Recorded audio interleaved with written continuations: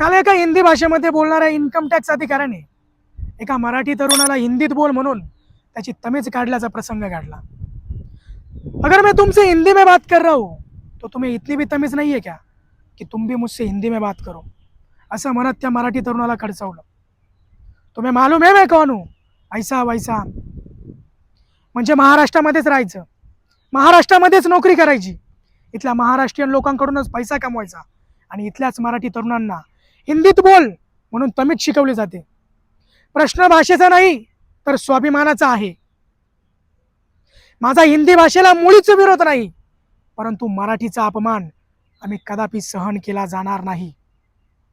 मग तो कुठला बी तिर्रम खान अधिकारी का असेना, इथल्या नागरिकांशी बोलताना त्याला आदराने बोलणं ही त्याची जबाबदारी आहे। आणि मी कोण आहे हे माहित आहे का, हा अहंकार बाळगण्यापेक्षा तू जनतेचा लोकसेवक आहे, तू आमचा लोकसेवक आहे याची जाणीव तुला असणं गरजेचं आहे। आणि महाराष्ट्रामध्ये मराठीचा सन्मान झालाच पाहिजे।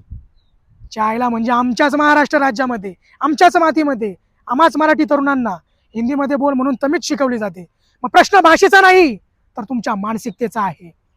आणि जर अशाच प्रकारे जर तुम्ही मराठीचा अपमान करणार असाल तर आम्हाला पुन्हा एकदा तो नारा द्यावा लागेल, हटाव लुंगी बजाव पुंगी।